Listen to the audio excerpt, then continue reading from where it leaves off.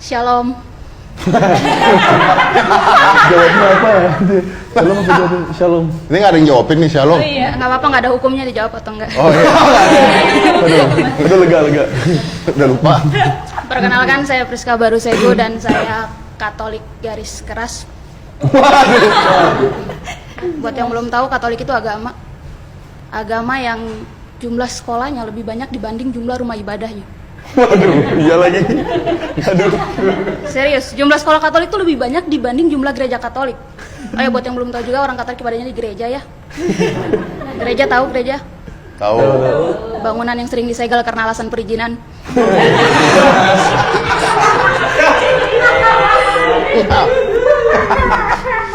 Ya, dan emang benar ya, jumlah sekolah Katolik itu lebih banyak dibanding jumlah gereja Katolik. Makanya saya sebagai orang Katolik tuh sedih banget kalau terjadi pemboman di gereja Katolik. Maksudnya kok ada ya orang yang tega membom gereja yang jumlahnya cuma sedikit ini? Kan bisa bom sekolahnya aja gitu loh.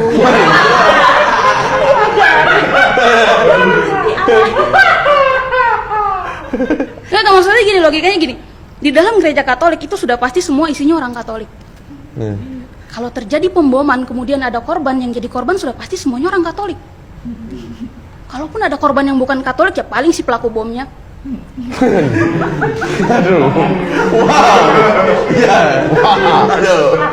Wow. Ya, kita semua sepakat kan kalau pelaku teror adalah oknum yang tidak beragama, ya kan? Iya, betul. Iya. Jadi ya, iya, makanya Orang ateis paling jahat. Orang ateis paling jahat. jadi pasti bukan Katolik. Iya. Aduh, tekanannya gila ya di sini. Kan udah ketan deh, kayaknya suara lu kecil. Oke. Itu kalau pembomannya terjadi di gereja Katolik. Tapi kalau pembomannya terjadi di sekolah Katolik, kemudian ada korban, kemungkinan besar yang jadi korban nggak semuanya orang Katolik. Betul. Karena yang sekolah di sekolah Katolik nggak harus Katolik. Tidak semuanya orang Katolik yang sekolah di sekolah Katolik. Karena syarat untuk di sekolah Katolik nggak harus Katolik. Yang penting mampu. Aduh, iya lagi mahal. Serius, saya dari kecil Katolik dan pengen sekali sekolah di sekolah Katolik tapi nggak pernah kesampaian. Dari sini kalian tahu ya kenapa saya lebih memilih sekolah yang dibom. Motifnya hanya iri ya. Serius, saya iri banget sama orang-orang yang bisa sekolah di sekolah Katolik, apalagi kalau dia bukan Katolik gitu. Contohnya kayak Pak Sandiaga Uno. Serius, Pak Sandi tuh SMA-nya sekolah di sekolah Katolik loh. Kemarin pas jadi cawapres aja baru dia nyantri. Iya kan, ada beritanya. Ada beritanya. Ada. Dia waktu pas jadi cawapres sempat nyantri kayak pesantren kilat gitu katanya. Cuman ya namanya orang mau cari ilmu ya bebas ya, di mana aja, mau cari suara juga bebas kan.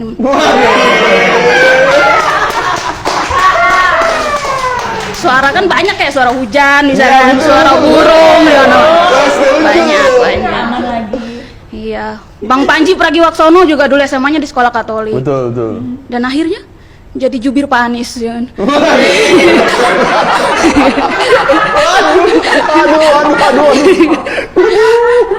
Jadi dari dua orang ini kita bisa memetik sebuah pelajaran.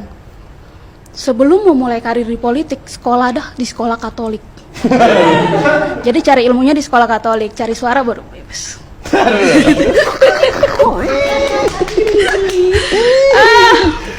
Ini nanti aku preview boleh ya?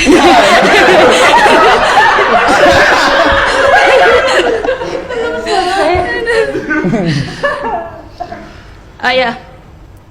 Sebelumnya izinkan saya mengucapkan selamat menunaikan ibadah puasa buat saudara-saudara saya yang Islam dan Katolik.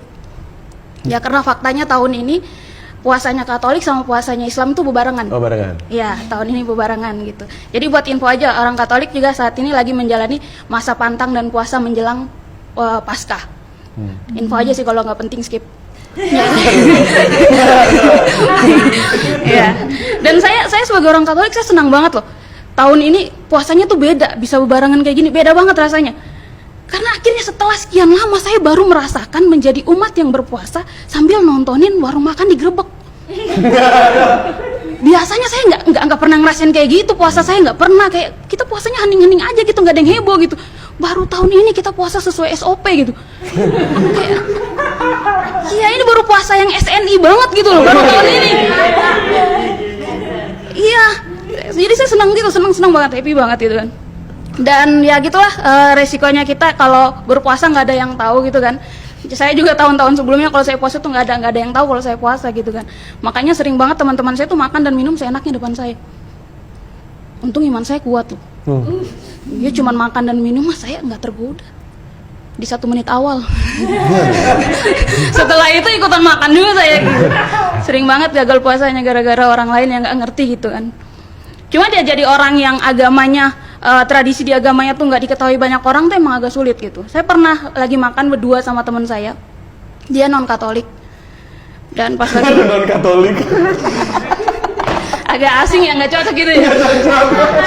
Ya jadi dia bukan Katolik gitu kan. Terus pas mau makan, saya tuh berdoa sebelum makan dan saya tanda salib. Pas saya tanda salib dia marah. Pris, nggak usah bercanda deh, masa mau makan aja selebrasi gol segala, ngapain gitu.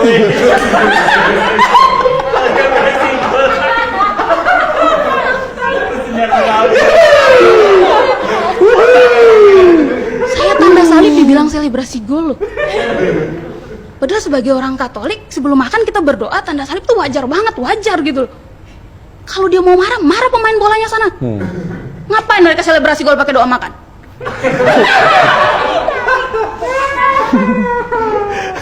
Kan gitu.